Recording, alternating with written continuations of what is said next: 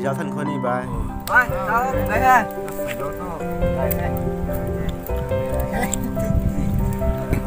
Đây, các bạn nghe.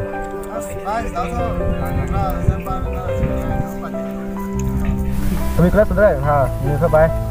Lalu diri kelas tahu ni dah, ni bukan saya.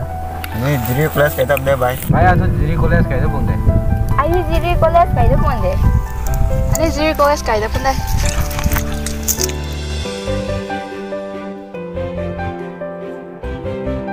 Global warming high vậy nè good cái này kêu sự thế nào sao mới thôi factory ở dù hay lockdown sự lộ thế meeting ở dù hay lockdown sự lộ thế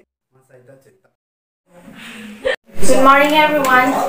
Kama asay hai anu webinar election nakala po nite. May ko to photosynthesis kami dong lam kani. How to plant bridge. Thing bang rin na ako na thiulala kang bo ni.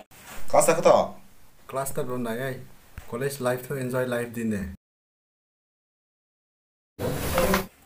Hello. Ai kelas tu mah? Nang kon ha. San tang ha. Ai kelas tu dia saya nang tukar nama. Tu mah ho, ai kon nanti. Aspiranto komada. College ni kasi kung wang ma. Sa daw ni sa bay de. Không, nó college important nè, năng lên important. bài quay tới exam này thôi routine quang thả routine to gen là quang đó phong để exam to này bấm thay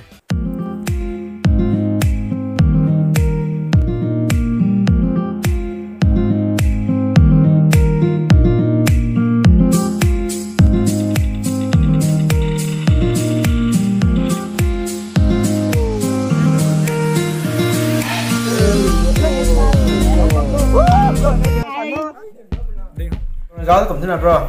sudah so giải thích bro Bro nang tui tan tan xuống rồi thế. sudah sempan sudah tong job calling quang na ai peng ta không thấy Ta không thế bro. không có thấy Xin chào thế đi. Xin chào.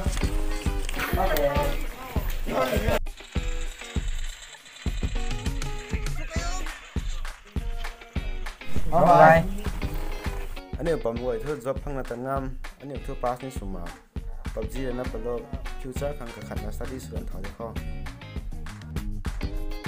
Cũng chẳng thế. Mấy người nào sẽ gửi tao nó study xin là gì đâu không?